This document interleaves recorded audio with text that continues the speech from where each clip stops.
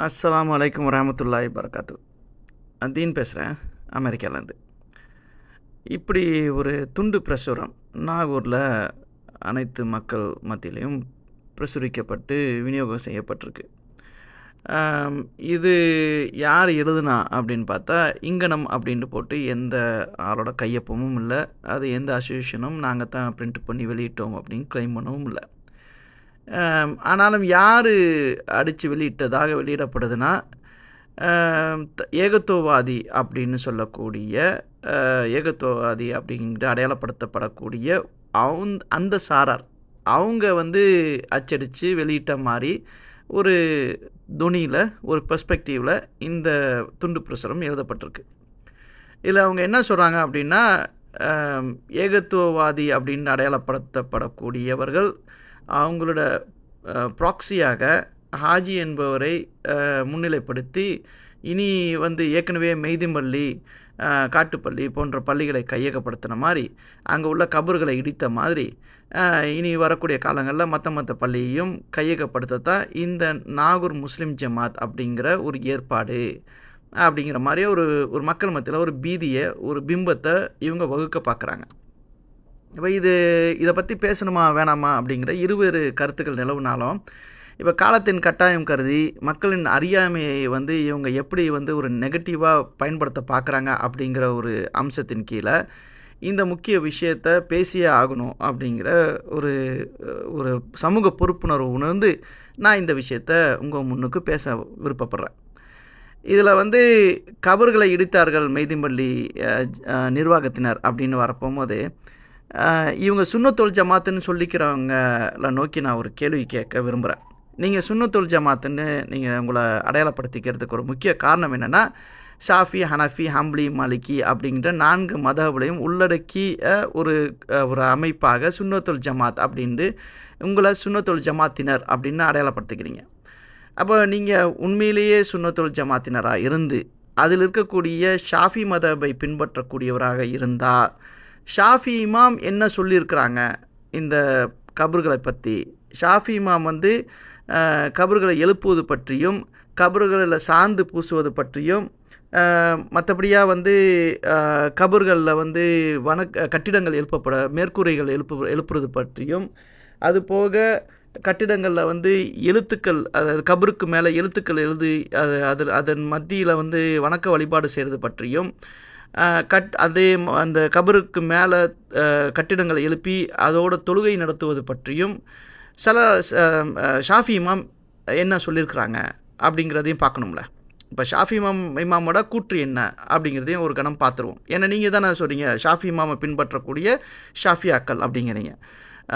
நாகூரில் இருக்கக்கூடிய 7 லப்பை பள்ளி, மற்ற பள்ளியெல்லாம் செய்து பள்ளி, இவங்கெல்லாம் ஷாஃபியாக்களின் அடிப்படையில் தொழுகை நடத்துகிறதாகத்தான் இவங்க சொல்கிறாங்க. ஏன்னா சுன்னத்துல் ஜமாத்தை உண்மையிலே பேணக்கூடிய சுன்னத்துல் ஜமாத்தினராக இருந்தால், அதில் குறிப்பிட்டு ஷாஃபி மதஹபை பேணக்கூடியவராக இருந்தால், ஷாஃபி இமாம் என்ன சொல்லியிருக்கிறாங்கன்னு பார்க்கணும். ஏன்னா ஷாஃபி இமாமுக்கு முரண்பட்டு நீங்கள் ஒரு ஷியா நிலைப்பாடின் அடிப்படையில், இப்போ இதில் யஹூதி அப்படின்னு சொல்லிட்டு ஒரு மேற்கோள் காட்டப்படுது. இப்போது ஷாஃபி இமாம் என்ன சொல்லியிருக்கிறாங்க யஹூதி குறித்து அப்படின்றதையும் பார்க்கணும். இப்போ உண்மையான யஹூதி யாருன்னு தெரிஞ்சு போயிடும்ல. இப்போ ஒரு ஜான் அளவுக்கு மேலே ஒசத்தக்கூடாது, அதாவது கபர்களில் அடக்கம் பண்ணிவிட்டு எக்ஸ்ட்ராவாக மண்ணை போட்டு குவிக்கக்கூடாதுன்னு ஷாஃபி இமாம் சொல்கிறாங்க அவங்களோட மதஹபில். இப்போது அப்படி எக்ஸ்ட்ராவாக மண்ணை போட்டு குவிக்கக்கூடிய மக்கள் யார் அப்படிங்கிறதையும் ஷாஃபி இமாம் தெளிவாக சொல்லிட்டாங்க. எக்ஸ்ட்ரா அதாவது ஒரு கபரை நீங்கள் ஒரு மையத்தை, ஒரு ஜனாசாவை, ஒருத்தர் இறந்துட்டார், அவர் மைய வடலை நீங்கள் அடக்கம் பண்ணுறீங்கன்னா, அந்த அடக்கஸ்தலத்தின் மேலே நீங்கள் ஒரு கை அளவு அதுக்கு மேலே நீங்கள் உயர்த்தக்கூடாது. ஒரு அடையாளத்துக்கு ஒரு கல் வைக்கலாம், அதுக்கு மேலே அந்த கபரை கடினப்படுத்தி அடையாளப்படுத்தும் விதமாக எக்ஸ்ட்ராவாக மண்ணை கொட்டி குவிச்சு நீங்கள் பண்ணக்கூடாது அப்படிங்கிறது ஷாஃபி இமாமோட நிலைப்பாடாக இருக்குது. அதுபோக அந்த கபரின் மீது, அந்த இறந்தவரோட கபரின் மீது, அடக்கஸ்தலத்தின் மீது உயர்த்திய கட்டிடங்கள் எழுப்புவதோ, அல்லது அதன் மீது மண்ணை கொட்டி அதை கடினப்படுத்தி அடையாளப்படுத்துவதோ, அல்லது அதன் மீது சாந்து பூசுவதோ, அல்லது அதன் மீது மேற்கூரை எழுப்புவதோ மக்ரூஹ் அப்படிங்கிறாங்க. அது வந்து சொந்த இடமா இருந்தால் அது மக்ரூஹ், அது பொது மையவாடியாக இருந்தால் அது கண்டிப்பாக தவிர்க்கப்பட வேண்டியது. எந்த அளவுக்கு தவிர்க்கப்பட வேண்டியதுன்னா, ஹராமை எப்படி தவிர்ப்போமோ அந்த அளவுக்கு தவிர்க்கணும். இந்த மக்ரூவுக்கு அவங்க ஒரு விளக்கம் கொடுக்குறாங்க. இந்த மக்ரூவை எப்படி நீங்கள் கன்சிடர் பண்ணணும்னா, அதை ஹராமை எப்படி நீங்கள் கன்சிடர் பண்ணுவீங்களோ அந்த அளவுக்கு இந்த மக்ரூவை கன்சிடர் பண்ணணும். இந்த மக்ரூவை தவிர்க்கணும். நீங்கள் ஹராமை தவிர்க்கிறது போல மக்ரூவை தவிர்க்கணும் அப்படிங்கிறாங்க. அதில் நின்றுக்கிட்டே போகும் நிறையா. இந்த இந்த ஷாஃபி இமாம் சொல்கிறதையும் ஹனஃபி இமாம் சொல்கிறதை பற்றியும், ஹனஃபி இமாமோட சீடர்கள் சொன்னதை பற்றி, ஹிஜ்ரி 500 சொச்சம் ஹிஜ்ரி 600 சொச்சத்தில் வாழ்ந்தவங்க சொன்னதை பற்றி, ஷாஃபி இமாம் அவங்க வாய்மொழியாக சொன்னதன் அதை பற்றிலாம் இந்த வெப்சைட்டில் குறிப்பிட்டு வருவாங்க. இப்போ முதலாவதாக இதில் வந்து ஃபஸ்ட்டு இதை பார்த்துருவோம். இமாம் நவவி ரஹ்மத்துல்லாஹி அலைஹி writes in the Shara of this hadith. To build a structure over the grave, if it is owned, then it is makruh, and if it is common shrine, then it is prohibited. It has been clearly mentioned by Imam Shafi and other companions. Shafi said, I have seen imams in Makkah ordering to destroy buildings on graves. இமாம்கள், மக்காவில் உள்ள இமாம்கள் கபரின் மீது கட்டிடம் எழுப்பப்பட்டதை இடிக்க சொல்லி order பண்ணதை நான் பார்த்தேன். And indeed, makruh is established as that in which prohibition is intended, but prohibition is not established. அதாவது தவிர்க்கப்பட வேண்டிய தவிர்க்கப்பட வேண்டியது உள்ளுணர்வாக இருந்தாலும் அதை ப்ரோஹிபிட் பண்ணுறதுக்கு எஸ்டாப்ளிஷ் பண்ணாத நிலையும் நான் பார்த்தேன் அப்படிங்கிறாங்க. And that makruh is to be condemned just as a haram is condemned. புரியுதா உங்களுக்கு? And that makruh is to be condemned just as haram is condemned. ஒரு மக்ரூவை எந்த அளவுக்கு ஷாஃபி இமாம் சொல்கிறாங்கன்னா, கபரின் மீது கட்டிடங்கள் எழுப்புவதை எந்த அளவுக்கு நம்ம கண்டம் பண்ணோம்னா ஹராமின் அளவுக்கு கண்டம் பண்ணோம். இந்த மக்ரூவை ஹராமுடைய ஈக்குவலுக்கு கண்டம் பண்ணோம். இந்த அதே போல் கீழே வரப்போகும்போது இன்னொரு இடத்துல வரும். அவங்க வந்து இதில் வந்து அவுலியாக்கள்டோ, அதாவது ரைச்சியஸ் பர்சன்டோ, தெளிவாக ரைச்சியஸ் பயசான நல்லவர் நல்லடியார் அப்படின்னு தெரிஞ்சு நல்லடியாருக்கோ இல்லை சாமானியனுக்கோ இதில் வித்தியாசம் வேறுபாடு பார்க்கப்படக்கூடாது அப்படின்னு இமாம் ஷாஃபி ரஹ்மத்துல்லாஹி அலைஹி சொல்கிறாங்க. இதில் நல்லவர் கெட்டவர்னா இல்லைப்பா, நல்லவர் இல்லை சாமானியர்னா வித்தியாசம் இல்லைப்பா, எல்லாத்துக்குமே ஒரே நிலைப்பாடு தான். அவங்களோட கபருக்கு மேலே கட்டிடம் எழுப்பக்கூடாது. இது ஷாஃபி இமாமுடைய நிலைப்பாடு. I have seen among the rulers in Makkah who destroy what was built upon graves, and I have not seen the fuqaha blaming this. அது இடிக்கப்பட்டதை நான் கண்கூடாக பார்த்தேன். அப்போ இருந்த இமாம்கள், அப்போ இருந்த அறிஞர்கள், மார்க்க அறிஞர்கள் இதை யாரும் தடை செய்யவில்லை, தடுக்கவில்லை, இடித்தாங்க அப்படின்னு. அதாவது அவங்க காலகட்டத்தில் கட்டிடங்கள் எழுப்பப்பட்டு இருந்திருக்கு. அது கட்டிடம் எழுப்பக்கூடாதுன்றத எல்லாத்துக்கும் புரிந்துணர்வு இருந்தாலும் அதை யாரும் என்ஃபோர்ஸ் பண்ணி தடை செய்யப்படாதனால சில பேர் கட்டியிருக்கிறாங்க. அதை கட்டினதை நான் பார்த்தேன். ஏன்னா கட்டியிருந்தால் தானே இடிக்கிறதுக்கு ஒரு நிலைப்பாடு எடுத்திருப்பாங்க ஷாஃபி இமாம் காலத்திலேயே. அப்படி இடிக்கப்பட்ட போது அப்போதைக்கு இருந்த மக்கள் இருந்த இமாம்கள், அறிஞர்கள் யாரும் தலையீடு செய்யலை, குறுக்கிடலை அப்படின்றதையும் நம்ம பார்க்குறோம். Nowadays, இது வந்து comment. Nowadays almost all the shrines are not owned by the dead who are buried. இது எழுதியவரோட comment.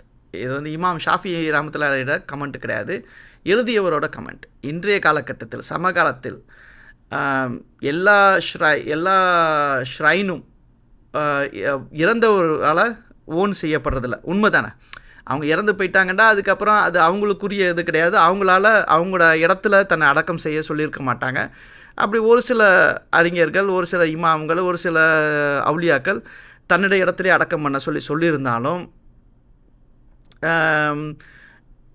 the dead who are buried there are bequeathed actually இது bequeathed வரும். who are buried there are bequeathed to their offspring. அதாவது அங்கே அடக்கம் பண்ண அவுலியாக்களின் சொந்தம் இடம் இல்லை, மாறாக அது சொந்தம் கொண்டாடப்படல, மாறாக அவங்களோட பிள்ளைகள் வம்சாவளிகளால் இதை பெக்கீத் செய்யப்பட்டு, அதாவது உரிமை கொண்டாடப்பட்டு, சொத்தாக தன்னோட வாரிசு சொத்தாக உரிமை கொண்டாடி அவர்களால் தான் இந்த மாதிரி நடக்குது அப்படின்ட்டு இதில் எழுதியிருக்கிறாங்க. ஸோ அக்கார்டிங் டு த ஃபத்வா ஆஃப் இமாம் ஷாஃபி ரஹ்மத்துல்லாஹி அலைஹி and jurists of his time, அவங்க காலகட்டத்தில் இருந்த அறிஞர்கள், உலமாக்கள், மார்க் அறிஞர்கள், அவங்களால making these shrines are prohibited, அவங்களால இது தடை செய்யப்பட்டிருந்தது. அண்ட் ஷுட் பி டெமாலிஷ்ட், இடிக்கப்பட வேண்டியது. And making shrines on the land which is owned by the dead buried there or bequeathed to their offspring or makruh. அதாவது இறந்தவரோட சொந்த இடத்துல அவருக்குரிய அந்த அவரை அடக்கஸ்தலத்தின் மீது கட்டணம் எழுப்புறதாக இருந்தாலும், அல்லது பிற்காலத்தில் அவர் ஆஃப்ஸ்ப்ரிங், அவர்கள் சந்ததியினர், வம்சாவளியினர், அவங்களால, அதாவது அந்த இடத்த பெக்கீத் செய்யப்பட்ட, அதாவது உரிமை கொண்டாடப்பட்ட மக்களால், சந்ததியினரால் அது கட்டிடங்கள் எழுப்பப்பட்டாலும் அது இடிக்கப்பட வேண்டியது. இது யார் சொல்கிறா? இது நீங்கள் சொல்கிற வஹாபி சொல்லலை, இது நீங்கள் அடையாளப்படுத்துகிற சலஃபி சொல்லலை, இதை நீங்கள் அடையாளப்படுத்தக்கூடிய ஏகத்துவவாதி சொல்லலை. ஷாஃபி மதபோட சீடர்கள், ஷாஃபி இமாம் சொல்கிறாங்க இதை. அப்புறம் அடுத்தது, ஷாஃபி மதப் is cleared by Shafi madhab is cleared by muftis of Shafi fiqh, fatwa from Shafi fiqh அப்படின்ற தலைப்பில் ஷாஃபி மதப் is cleared by muftis of Shafi fiqh அப்படின்னு போட்டு see the fatwa below posted by fatwa on March 20, 2012. Question, கேள்வி, is it allowed to make the buildings on the buried place of awliya? Need some proof from Quran, imams or shahaba? Answer கொடுக்குறாரு. அதுக்கு கேள்வி என்ன? Is it allowed to make the buildings on the buried place? இறந்த அடக்கம் செய்யப்பட்ட இடத்துல building எழுப்புறது கூடுமா? அதில் குறிப்பிட்டு கேட்குறாங்க, த buried place of awliya, அவுலியாக்களின் அடக்க ஸ்தலத்தில் நீங்கள் கட்டிடம் எழுப்புறது கூடுமா? நீட் சம் ப்ரூஃப், எனக்கு ஆதாரம் தேவை. எதுலேருந்து? குரான்லேருந்து, இமாம்கள்லேருந்து, சஹாபாக்கள்கிட்டேருந்து எனக்கு ஆதாரம் தேவைன்றது கேள்வி. அதுக்கு பதில் என்ன சொல்லுது? வலைக்கும் சலாம் வரஹமத்துல்லாஹி வபரகாத்து. இன் சஹி முஸ்லிம், த ப்ராஃபட் முஹம்மது ஸல்லல்லாஹு அலைஹி வஸல்லம் ப்ரோஹிபிட்டட் பில்டிங் தெம், அதாவது கட்டிடம் எழுப்பதை தவிர்த்தார்கள். இன் சஹி முஸ்லிம் அண்ட் மஜ்மு இமாம் நவவி டிஸ்கஸ் திஸ் இஷ்யூ. இமாம் நவவி, அதாவது ஷாஃபி இமாம், இந்த விஷயத்தை விரிவாக அதை ஆய்வு செய்தார்கள், கலந்துரையாடி ஆய்வு செய்தார்கள். Without any difference of opinion, எந்த கருத்து வேறுபாடும் இன்றி. பில்டிங் அப்பான் கிரேவ்ஸ் இஸ் மக்ரூஹ். The Shafi do not differentiate regarding which is built over the grave. Shafi மதபில் யாருடைய அடக்கஸ்தலத்தின் மீது கட்டப்பட்டுள்ளது என்கிற அடிப்படையில் வேறுபடுத்தி பார்க்காது. சரியா? The Shafi do not differentiate regarding what is built over the grave, என்ன மாதிரி கட்டப்பட்டிருக்குது. ஏன்னா இன்னொரு ஒரு எடுத்துக்காட்டு சம்பவம் ஒன்று வரும். ஒரு இமாமோட அடக்க ஸ்தலத்துக்கு மேலே அவர் அண்ணனோட அடக்க ஸ்தலத்துக்கு மேலே ஒரு டென்ட்டு ஒன்று போடுவாங்க. அதை உடனே ரிமூவ் பண்ண சொல்லுவாங்க அந்த இமாம். அதுவும் ஷாஃபி மதபோட வழியில் வந்தவங்க தான். ஷாஃபி மதபா ஹனஃபி மதபான்னு சரியா தெரியல, அது இதே வரிசையில் வரும் அந்த ஒரு எடுத்துக்காட்டு. The Shafi do not differentiate regarding what is built over the grave, but the Shafi do not differentiate regarding what is built over the grave, be it a house or a dome or any other structure. அதாவது நீங்கள் வீடு கட்டிக்கிட்டாலும் சரி, அது மேலே ஒரு டோம் கட்டிக்கிட்டாலும் சரி, அதில் எந்த மாதிரியான ஸ்ட்ரக்சர் கட்டிக்கிட்டாலும் சரி, அதை டிஃப்ரென்ஷியேட் பண்ணி பார்க்குறது இல்லை. Also the issue of if a grave site is privately owned or provided for the public's use is consider if the latter then it is unlawful and the grave should be demolished, while if the grave site is private then it is makruh. அது ஒரு பொது மைய வடியில் கட்டப்பட்டிருந்தால் அதை இடித்து தரைமட்டமாக்க வேண்டும். ஒரு private தனியாரிட இடத்துல அப்படி ஒன்று கட்டப்பட்டிருந்தால் அது மக்ரூஹ். and demolishing it is not demanded from the owner. அதை அந்த and demolishing it is not demanded from the owner. அதை ஓனர்கிட்டேருந்து டிமாண்ட் பண்ணப்படுறதில்ல, ஆனாலும் அது மக்ரூ. நீங்கள் ஒரு உரிமையாளர்கிட்ட போய் நீங்கள் அதை இடிக்கணும்னு சொல்கிறது கிடையாது, பட் இருந்தாலும் அது மக்ரூ. அதே சமயம் ஷாஃபி இமாமுடைய மேற்கோளில் எப்படின்னா அந்த மக்ரூவை எந்த அளவுக்கு மக்ரூம்னா அதை ஹராமுடைய அளவுக்கு மக்ரூவாக பார்க்கணும் அப்படின்னு ஷாஃபி இமாம் சொல்லியிருப்பாங்க. The occupant of the grave being a pious personality does not necessarily change the ruling. அந்த இடத்துல அடக்கம் செய்யப்பட்டவர் நல்லவராக, அவுலியாவாக, ஒரு அல்லாவின் அடியானாக இருந்தாலுமே கூட அது ஷாஃபி இமாமோட ரூலிங்க்கு அதில் எந்த விதமான பிரதிநிதித்துவமும் எந்த விதமான சலுகையும் பெறாது. there is no priority whether it is a saint, அவுலியா அப்படியெல்லாம் ஷாஃபி மதஹபில் பார்க்கப்படாது. In fact, in Fayed al-Qadir, Hafiz Munawi and Ibn Hajar in his Fatwa, page 25, related that some of the Shafi'iyya ruled that the structures built over Imam Shafi's grave and others' grave in Kharafa must be demolished. Pursuant to the mentioned opinion, the initiative to demolish the structure built over graves found in public graveyard would also not be undertaken by the individuals, but rather at the level of the Ulat al-Amr in Kitab al-Um, as related by Imam Nawawi. See previous reference. Imam Shafi mentioned that Imams of Makkah commanded that what was built as such be leveled and did so. So அது ஷாஃபி இமாம் காலத்துக்கு பின்னர் கட்டப்பட்ட கட்டிடமும் இதே போன்று இடிக்கப்பட்டது அப்படின்ற மாதிரி மேற்கோள் காட்டப்படுது அந்த சம்பவமும். Ibn Hajar said, demolishing the structures which are in the public graveyard is obligatory, and the Ulat al-Amr, those in charge of the government, அவங்களுக்கு பேர் உலத் அல்-அம்ரும் போல இருக்கு, and Allah knows the best.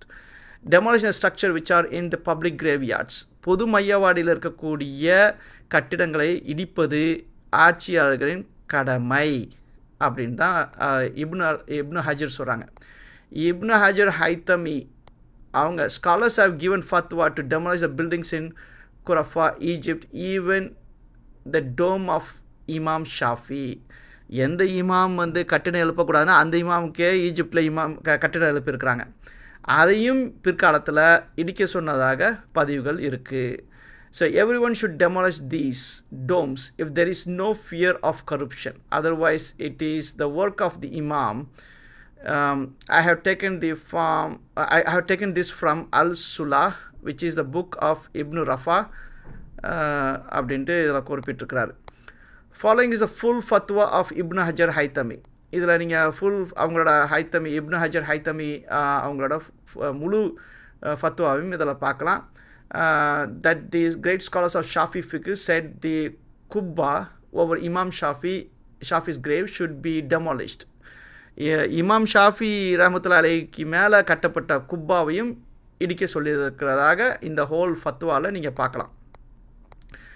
Imam Shawkani said, the phrase erecting structures over them indicates that it is haram to build anything over a grave. Al-Shafi and his companions made this following distinction. If the structure is built on the property of a person who builds it, it is makruh. And if it is a public graveyard, it is haram. இது ரொம்ப முக்கியம். இமாம் ஷவுகானி சொல்லியிருக்கிறாங்க, the phrase erecting structures over them indicates that it is haram to build anything over a grave. Al-Shafi and his companions made the following distinctions. அதாவது ஷாஃபி இமாம் சொன்னாங்க, ஷாஃபி இமாம் இதை மிக தெளிவாக வேறுபடுத்தி காட்டினார்கள். If the structure is built on the property of a person, ஒரு தனியாருடைய இடத்தில் கட்டினால் அது மக்ரூஹ். And if it is in a public graveyard, it is haram. பொது மையவாடியில் கட்டியிருந்தால் அது ஹராம். But there is no evidence for making this distinction. அதுக்கு ஆதாரம் இல்லை, பட் இருந்தாலும் அவங்க ஷாஃபி இமாம் செஞ்சுதாங்க. Al-Shafi said, I saw the Imam in Makkah. Al-Shafi said, I saw the Imams in Makkah ordering that what had been built was to be knocked down. The hadith of Ali also indicates that such structure should be destroyed. அலி ரலியல்லாஹு அன்ஹு சொல்கிற ஹதீதும் அதை மேற்கோள் காட்டுது. Mufti al-Qari commented, it is mentioned in Al-Azhar that prohibition of Prophet, peace be upon him, to plaster the grave is in the order of makruh. அதாவது மையத்துகளை அடக்கம் செய்யப்பட்ட கபருக்கு மீது பிளாஸ்டர், அதாவது சாந்து, சிமெண்ட்டு சாந்துலாம் இருக்குல்ல, சுண்ணாம்பு போட்டு கலவையாக பூசுறது மக்ரூஹ். Building upon it is included in this. ஒரு கட்டிடம் எழுப்புறதும் இதில் அடங்கும், இது மக்ரூவில் அடங்கும். இட் இஸ் மக்ரூஹ் if it is a private property and if it is common graveyard then it is prohibited. பொது மையவாடியாக இருந்தால் அதை முற்றிலுமாக தவிர்க்கப்படணும். அது ஒரு தனியார் இடமாக இருந்தால் அது மக்ரூஹ். மேலும் சொல்கிறேன், அந்த மக்ரூ எந்த அளவுக்கு மக்ரூம்னா ஹராமுடைய யூக்கோலுக்கு மக்ரூவாக பார்க்கணும் அப்படிங்கிறாங்க. And it is obligatory to demolish it. அதை இடித்து தரைமட்டமாக்குறது இது ஆப்ளிகேட்டரி, கட்டாய கடமையாக ஆகுது அப்படின்ட்டு. தென் ஹீ செட் அல் துர்பஷ்தி இங்கே வரும் இந்த அரபியில், கால அல் துர்பஷ்தின்னு ஆரம்பிக்கும் இந்த அரபி. அல் துர்பஷ்தி set it was the practice of Ahlul Jahiliya and they used to shadow the dead for a year.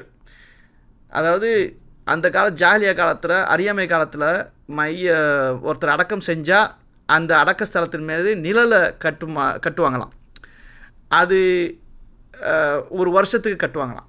He said, Ibn Umar narrated that when he saw a tent over the grave, Ibn Umar narrated, இந்த ஹதீஸ் தான் பின்னாடி சொல்லுவேன்னு சொன்னேன். Ibn Umar narrated that when he saw a tent over the grave of his brother Abdul Rahman, he said to his servant, take it off, his deeds will shadow him. Ibn Umar தன்னுடைய சகோதரரோட அடக்கஸ்தலத்தின் மீது ஒரு tent எழுப்பப்பட்டிருக்கிறதை பார்த்ததோட அவங்க இதை எடுத்துருங்க, அவங்களோட நல்ல ரங்கள் அவங்களுக்கு நிழலாக இருக்கும் அப்படின்னாங்களாம். Some of the commentators from our scholars said, waste of money. Salaf made permissible erecting buildings around the grave of mashaykh and famous ulama so that people can visit the graves and rest by sitting in the இது from our scholars. இது சலஃபுகளே ஒரு குறிப்பிட்ட காலத்தில் அதை சுற்றி கட்டிடங்களை எழுப்பி இருக்கிறதாகவும் இதில் ஒரு மேற்கோள் காட்டப்படுது மிர்காத் அப்படின்ற நூலில். He was quoting the ikhtilaf among his companions and predecessor as his own verdicts are different. Mullah al-Qari said, while talking about reprehensible innovation, அதாவது தவிர்க்கப்பட வேண்டிய innovation, these innovations which are rejected by the great scholars of the Muslims, like building upon graves, solidifying them, reprehensible innovation is specified. So good innovation is out from it, like minara.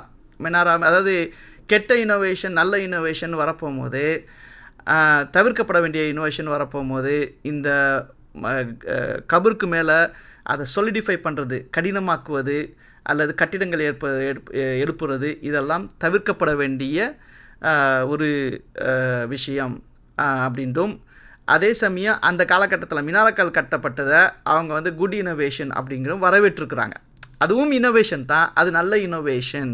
அதாவது ஸல்லல்லாஹு அலைஹி வஸல்லம் காலத்தில் இல்லாத பிதத் அப்படின்னு வரப்போகும்போது இந்த அரபி வாசகத்தில் கிளியராக பார்க்கலாம். இதில் பிதத்துன்னு ஒரு இடத்துல பிதத் அல் ஹசனாத் அப்படின்னு வரும். அதாவது வரவேற்கப்படக்கூடிய பிதத் இந்த 2வது லைனில் லெஃப்டில் கடைசியில் வரும் இந்த இடத்துல அப்படின்ட்டு. அது வரவேற்கப்படக்கூடிய மினாரக்கல் வரவேற்கப்படக்கூடிய பிதத் அப்படின்ற மாதிரி பிதத்தில் 2 வகையாகப்படுத்தி இவங்க அதை சொல்லியிருக்கிறாங்க.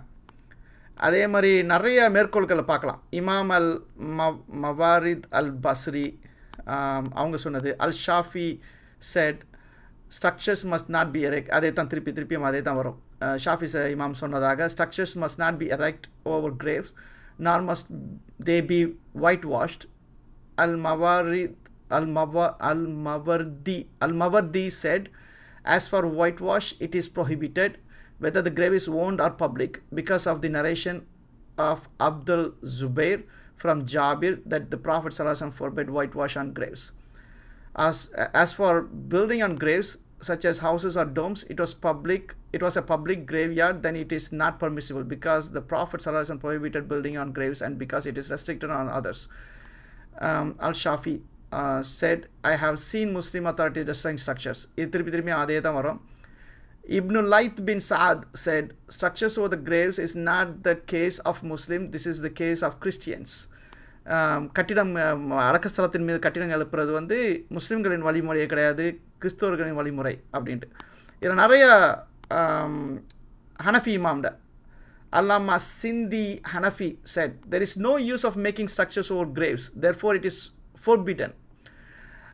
Allama Sindhi ஹனஃபி மதபை சேர்ந்தவர், அவர் சொல்கிறார், இமாம் அல் ஹாக்கிம் சொன்னதாக, there is no use of making structures, அவன் அடக்கஸ்தலத்தின் மீது கட்டிடங்கள் இருப்பதனால எந்த பயனும் இல்லை அப்படின்ட்டு.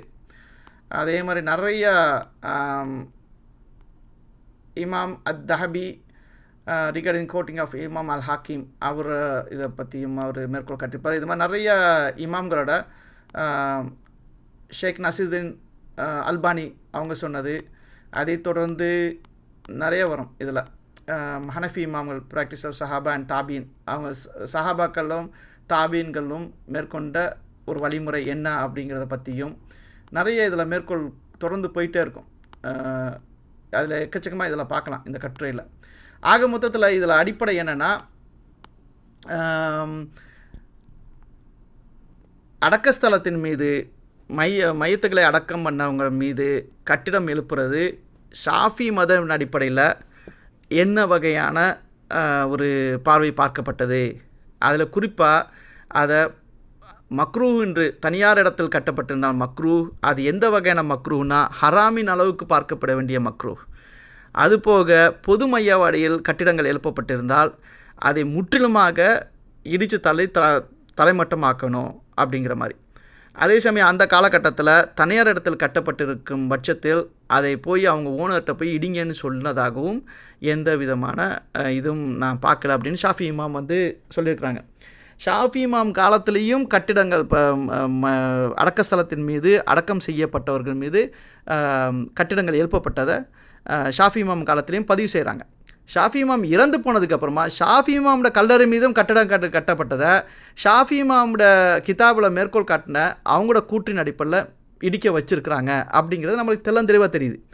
அப்போது இங்கே கட்டடமே ஒரு அடக்கஸ்தலத்தின் மீது கட்டடம் கட்டுறதே இங்கே தவறுன்னு ஷாஃபி இமாம் சொல்ல போகும்போது, அதன் மீது உட்கார்ந்து அதனை சுற்றி உட்கார்ந்து நீங்கள் வந்து ராத்தி புண்டும் என்னமோ மஜ்லிஸ்கள் நடத்தி அதன் அடிப்படையில் நீங்கள் ஒரு புனஸ்காரம் செய்கிறது, ஒரு சடங்கு சம்பிரதாயங்களை செய்கிறது எந்த விதத்தில் ஆகுமானதாக இருக்கும் அப்படிங்கிறது தான் இங்கே உள்ள கேள்வி. ஏன்னா ஷாஃபி இமாம் முழுக்க கபரின் மீது கட்டிடம் எழுப்புறதை தடை செஞ்சுருக்காங்க. இதே தான் ஹனஃபி இமாமோட நிலைப்பாடமாக இருந்திருக்கு. ஆனால் இங்கே யார் வேறுபடுறா அப்படின்னா, இன்னும் சொல்ல அலி ரலியல்லாஹு நிலைப்பாடுமே அப்படியாகத்தான் இருந்திருக்கு. ஆனால் இங்கே யார் வேறுபடுறா அப்படின்னா, இந்த மம்லுக் காலத்துக்கு அப்புறமா வந்த ஷியாக்கள், அந்த காலத்தில் மம்லுக் காலத்துக்கு அப்புறம் ஷியாக்கள் வந்து லைட்டாக வேறுபட்டு வெவ்வேறு பிரிவினராக ஒரு மாதிரியான குழப்பம் அந்த என்ன சொல்கிறது ஈரானில் இருக்கக்கூடிய அந்த காலகட்டத்து மக்களால் ஒரு புதுவிதமான ஒரு ஷியாயிசமும் சூஃபிசமும் உருவாகுது. அந்த மக்களால் பின்பற்றப்படக்கூடியது தான் இன்றைக்கி இருக்கிற இந்த சூஃபிசம். இந்த சூஃபிசத்தில் ஷியா தன்மை வந்து நிறைய கலந்துருக்கும்.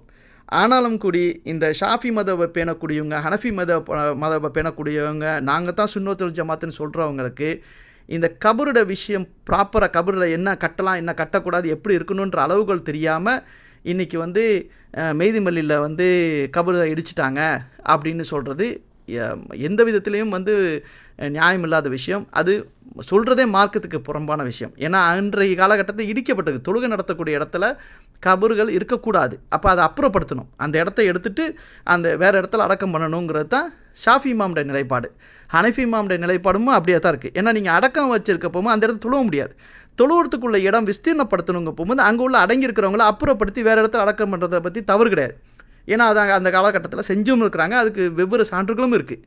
அப்போ இவங்களோட கூற்று என்னென்னா, ஹாஜியை வச்சு இவங்க செஞ்சாங்க, அது மாதிரி மற்ற பள்ளியும் கையகப்படுத்துவாங்கன்னா நீங்கள் உண்மையிலே ஷாஃபியாவாக இருக்கிறீங்களான்னு உங்கள் நெஞ்சை தொட்டு உங்களோட மார்க்க அறிஞர்கிட்ட நாங்கள் உண்மையிலே ஷாஃபி மதபை தான் பின்பற்றுறோமா, இல்லை ஷாஃபி மதபோட போர்வையில் நாங்கள் ஷியாவை பின்பற்றுறோமா, இல்லை ஷாஃபி மதபோட போர்வையில் நாங்கள் யஹூதியை பின்பற்றுறோமான்ட்டு உங்களையே நீங்கள் கேட்டுங்க. ஜஸக்கல்லாஹ் ஹைரன். அஸ்ஸலாமு அலைக்கும்.